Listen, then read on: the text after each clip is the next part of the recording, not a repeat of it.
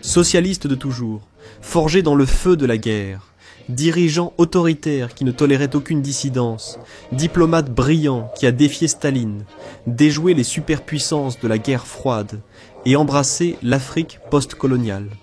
Pour son peuple, il était le maréchal, un dirigeant sous lequel l'industrie prospérait.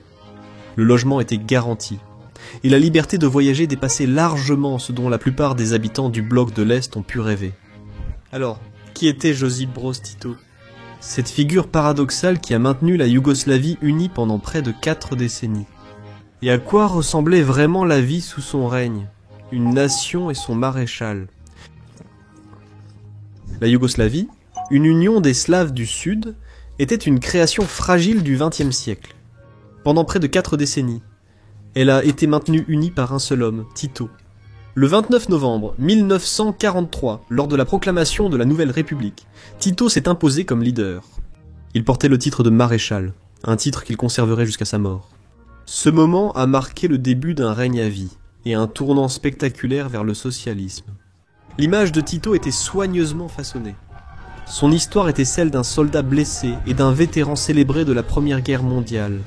Un homme qui était passé d'ouvrier d'usine à soldat puis à révolutionnaire. Sur les affiches, dans les discours et les films, il apparaissait surtout en uniforme de maréchal. Le message était clair. Tito, forgé par la lutte, incarnait la vie de sa nation.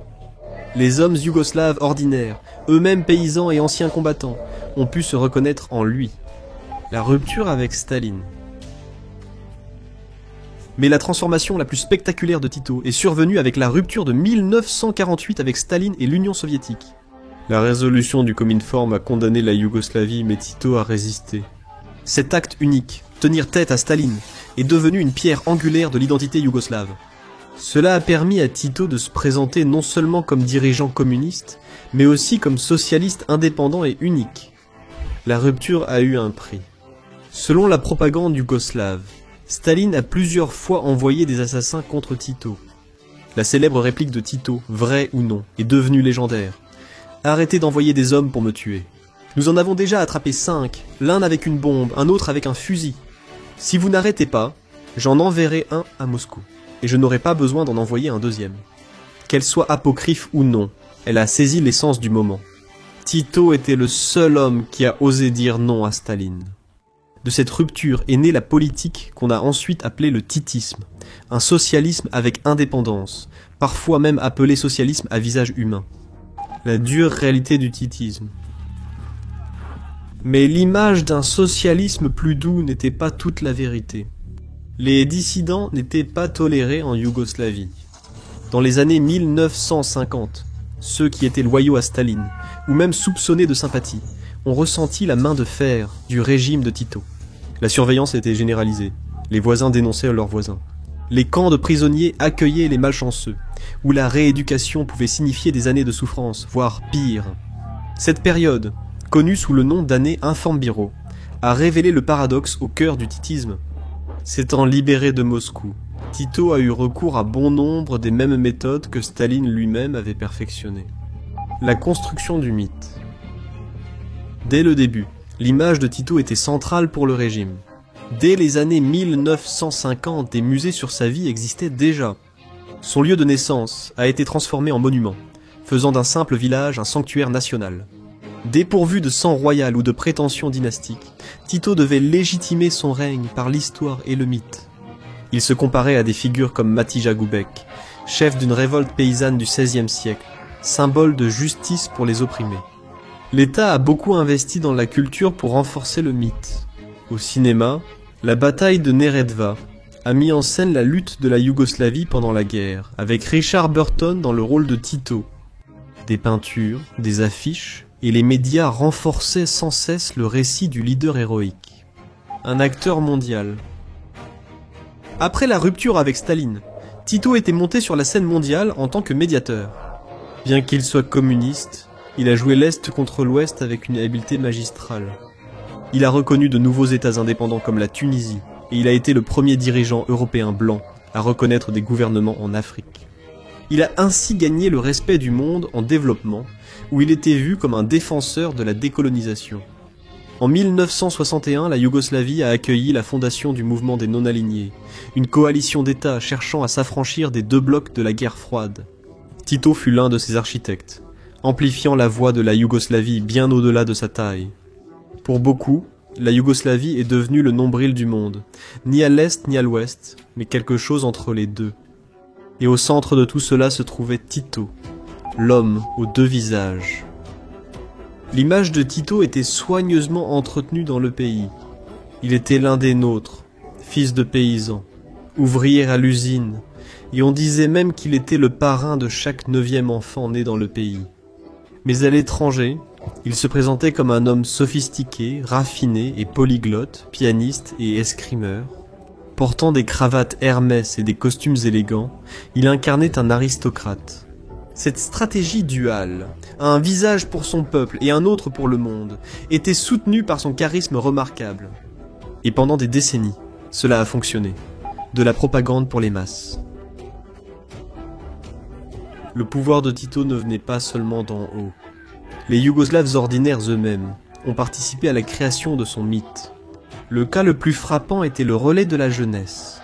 Chaque 25 mai, l'anniversaire de Tito, les jeunes portaient un bâton à travers les républiques. Le voyage s'achevait à Belgrade, où le bâton était remis à Tito devant un stade bondé. Ce n'était pas de simples défilés, c'était des pèlerinages, des rituels de masse où les citoyens manifestaient leur dévotion. Sous la bannière de la fraternité et de l'unité, la nation se réaffirmait autour de la figure de son maréchal.